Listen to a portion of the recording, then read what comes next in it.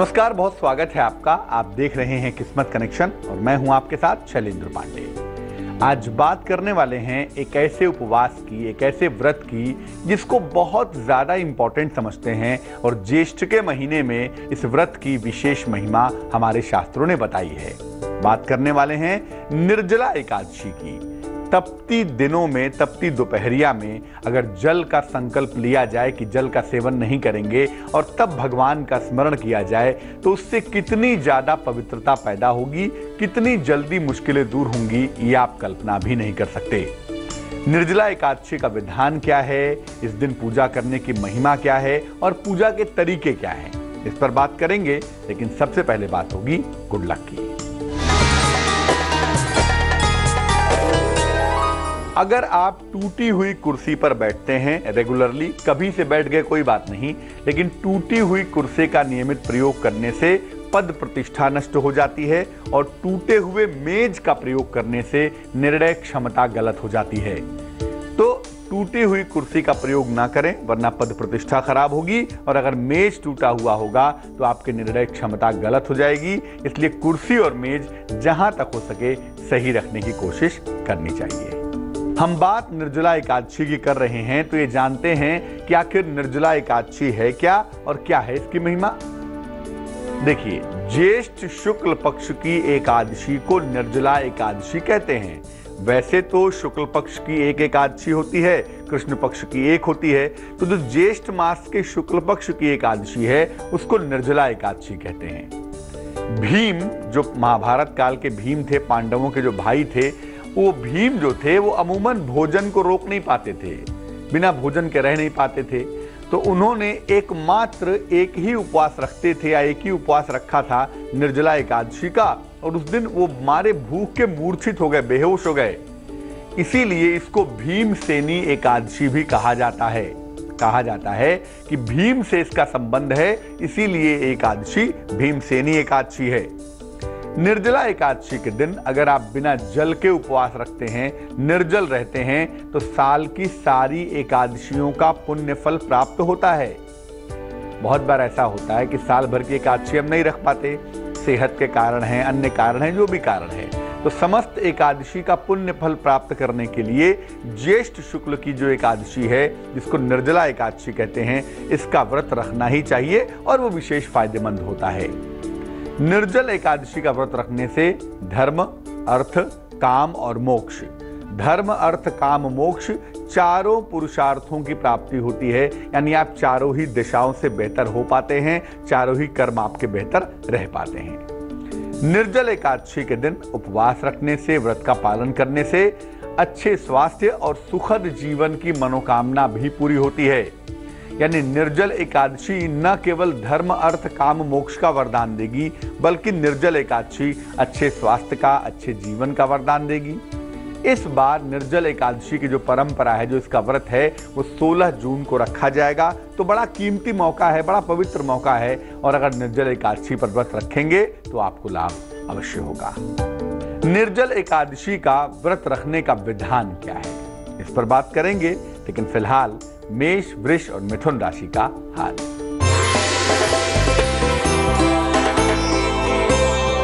मेष राशि, रोजगार में काफी मेहनत करनी पड़ेगी, नए नए दायित्व भी आपके बढ़ेंगे। पारिवारिक जीवन हालांकि बेहतर हो जाएगा, यानी चीजें मिली जुली हैं, मेहनत ज्यादा है, लेकिन मेहनत के परिणाम बड़े अच्छे दिखाई दे रहे हैं। शुभ रंग आपका गुलाबी होगा और भाग्य होगा 79%।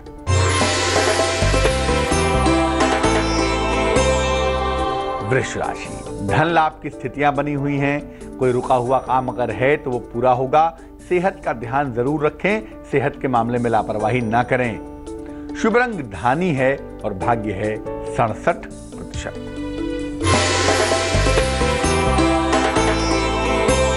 मिथुन राशि, रुके हुए तमाम कार्य आपके पूरे हो जाएंगे। धन की स्थितियां लगातार अच्छी बनी रहेंगी और लगता है देर शाम को कहीं घूमने जाएंगे, दिन आनंदित हो जाएगा। शुभ रंग सफेद है और भाग्य है 79%। अब अगर निर्जल एकादशी का उपवास रखना है, पूजा करनी है ना, तो उसकी परंपरा क्या है, उसका तरीका क्या है, विधि क्या है। प्रातः काल स्नान करके सूर्य देवता को जल चढ़ाइए। सुबह स्नान करिए, सूर्य भगवान को जल चढ़ाइए और इसके बाद पीले वस्त्र धारण करके भगवान विष्णु की पूजा करिए। नारायण की, भगवान कृष्ण की पूजा भी कर सकते हैं। वैसे भगवान विष्णु की पूजा करें, उन्हें पीले फूल अर्पित करें, उन्हें पंचामृत अर्पित करें और तुलसी के 2 पत्ते भी अर्पित करें। इसके बाद भगवान विष्णु और माँ लक्ष्मी के मंत्रों का जप करना चाहिए। संयुक्त रूप से जप करना बहुत अच्छा होता है। जप करने के बाद किसी निर्धन व्यक्ति को जल का, अन्न का, वस्त्र का या जूते छाते का दान करना चाहिए। और खास तौर से निर्जल एकादशी के दिन अगर आप लोगों को पानी पिला दें, पौधों में पानी डालें, पशुओं को पानी पिलाएं, तो जल का दान करना अनंत गुना फलदायी होता है।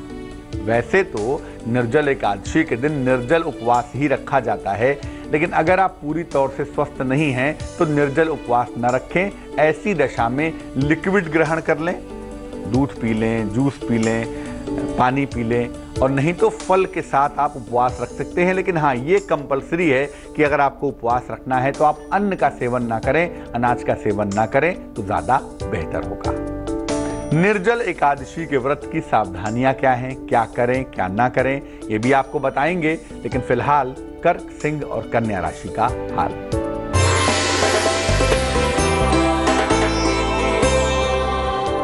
कर्क राशि, दिन भर आपको दौड़ भाग करनी पड़ेगी, काफी थकान हो सकती है, काफी मेहनत भी हो सकती है, लेकिन वाद विवाद से भी आपको बचना है। ये पक्ष बहुत अच्छा नहीं दिख रहा है, शांति बनाए रखेंगे।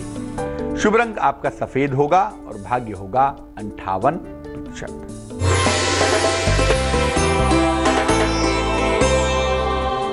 सिंह राशि, सेहत आपकी लगातार अच्छी बनी रहेगी। नौकरी में प्रेशर से, दबाव से आपको राहत भी मिलेगी। स्थान परिवर्तन अगर आप करें तो आपके लिए बहुत लाभदायक होगा। शुभ रंग आपका लाल है और भाग्य है 60%।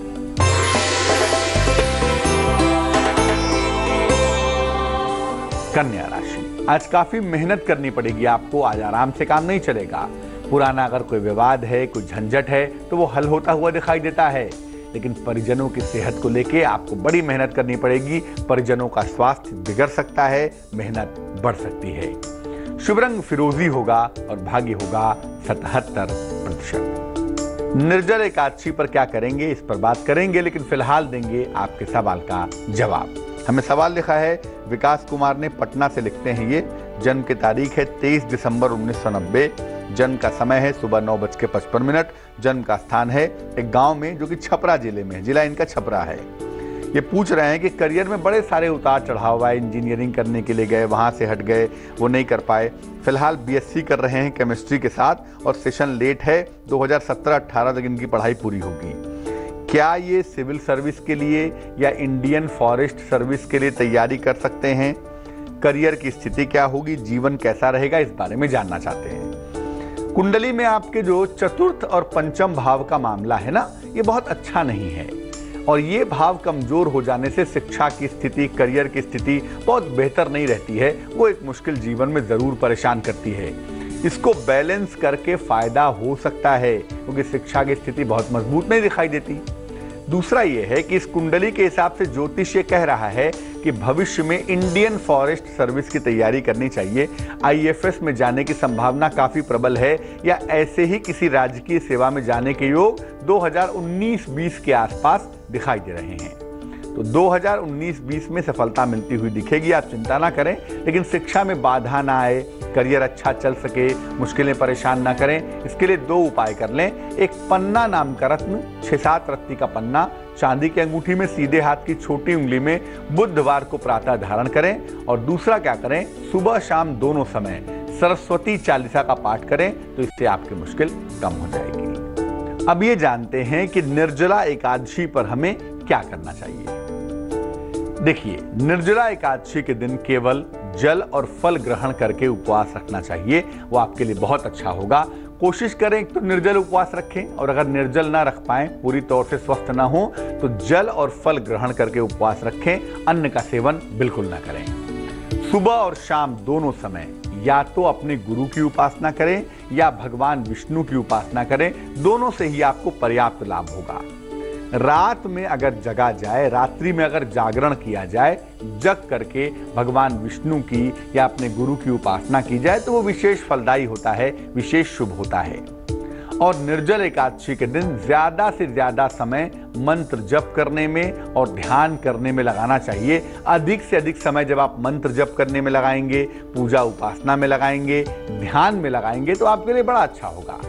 और निर्जल एकादशी के दिन जल का दान करना अनंत गुना शुभ माना जाता है। तो निर्जल एकादशी के दिन या तो जल का दान करें, जल के बर्तन का घड़ा है, सुराही है, मटका है, गिलास है, जग है, वाटर प्यूरिफायर है, जैसा भी संभव हो जल के चीज़ों का दान करें या पानी पिलाएं लोगों को, पौधों में जल डालें, पशुओं को पानी पिलाएं। जल और जल की चीज़ों का दान करना निर्जल बेहद शुभ होता है।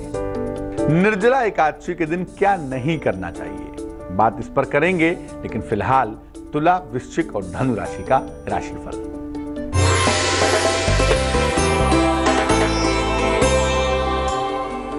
तुला राशि, आपकी तमाम जीवन की समस्याएं हल होती जाएंगी, सेहत आपकी लगातार अच्छी बनी रहेगी, विवाह और प्रेम के मामले भी आपके हल होंगे, चीजें इंप्रूव तो कर ही रही हैं। शुभ रंग आपका क्रीम है और भाग्य है 90%।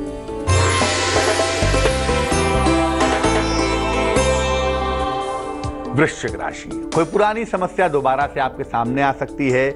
हालांकि चीजों को मैनेज करने के लिए आपको बड़ी सारी दौड़ भाग करनी पड़ेगी। खूब सारी दौड़ भाग के बाद ही आपको फायदा होगा। अपने क्रोध पर, अपने वाणी पर नियंत्रण बनाए रखेंगे। शुभ रंग आपका पीला है और भाग्य आपका साथ निभाएगा 64%।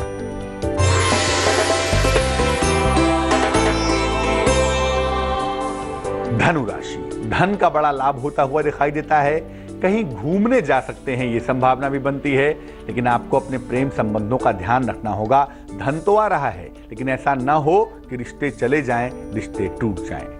शुभ रंग आपका आसमानी होगा और भाग्य होगा 85%। अब ये जानते हैं कि निर्जला एकादशी के दिन क्या नहीं करना चाहिए। देखिए, निर्जल एकादशी के दिन अन्न का सेवन बिल्कुल मत करिए, अनाज ना खाइए। अगर स्वास्थ्य की समस्या है, मान लिया सेहत की वजह से कुछ खाना ही पड़ेगा, मजबूरी है, तो फिर केवल सात्विक आहार ग्रहण करिएगा। बिना प्याज लहसुन वाला सात्विक भोजन ग्रहण करना भी बहुत हद तक ठीक होगा। वैसे तो कोशिश करें कि फल और जल खाएं और चीजें ना खाएं, लेकिन मान लिया मजबूरी है, जरूरी है, तो ऐसी दशा में सात्विक भोजन करें और अगले दिन नेक्स्ट डे बिना दान किए हुए व्रत समाप्त ना करें। निर्जला एकादशी के अगले दिन सुबह उठते ही लगे आलू पूड़ी खाने, व्रत समाप्त करने, तो वो सही नहीं होगा। क्रोध ना करें, किसी की बुराई ना करें, निंदा ना करें और आलस्य ना करें। और जब आप एकादशी का व्रत रखते हैं तो ज्यादा से ज्यादा समय ईश्वर के चिंतन और मनन में लगाएं, तभी जाकर आपको फायदा ज्यादा होगा। मकर, कुंभ और मीन राशि वालों को क्या फायदा है, क्या नुकसान है, आइए जानते हैं।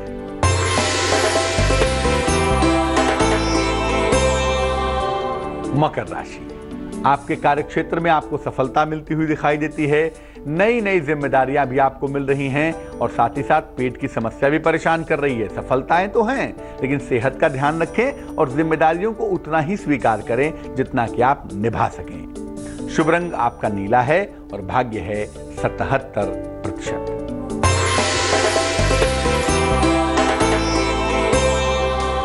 कुंभ राशि, आपके काम की प्रशंसा होती हुई दिखाई देती है। आत्मविश्वास आपका लगातार बढ़ रहा है। बड़ी समस्याओं को आप सुलझा पा रहे हैं, बड़ी समस्याओं से आप बाहर निकल पा रहे हैं। शुभ रंग आपका हरा है और भाग्य है 87%।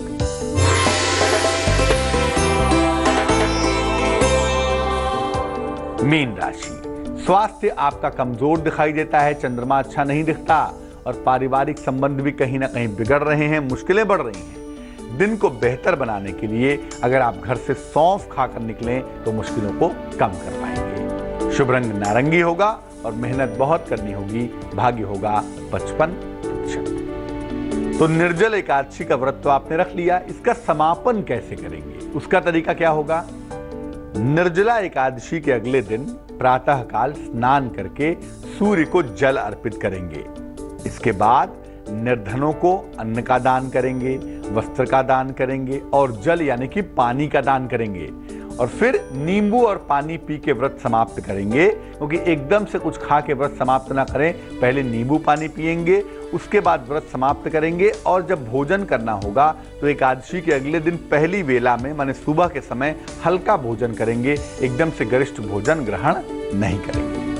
तो आज हमने बात की निर्जला एकादशी के बारे में, इसकी महिमा के बारे में, और ये जाना कि साल में सिर्फ यही एकादशी का व्रत रखकर आप पूरे साल की एकादशी के व्रत का फल पा सकते हैं। चलिए अब जान लेते हैं क्या है आज की सलाह। धन का आना समस्या नहीं है, धन आए भी और बचे भी, ये इंपॉर्टेंट है। क्या उपाय करना चाहिए? एकादशी के दिन एक सफेद रंग का शंख खरीद कर ले आएं।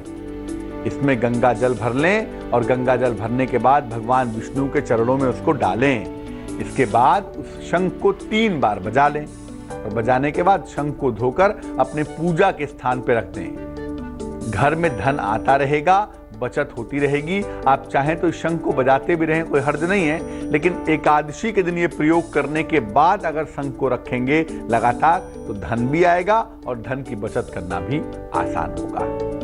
आज के लिए किस्मत कनेक्शन में बस इतना ही। कल फिर हाजिर होंगे किसी नए विषय के साथ, आपकी समस्या के समाधान के साथ। तब तक के लिए मुझे दीजिए इजाजत, लेकिन आगे जरूर देखिए रिश्तों की कहानी संजय सिन्हा के साथ।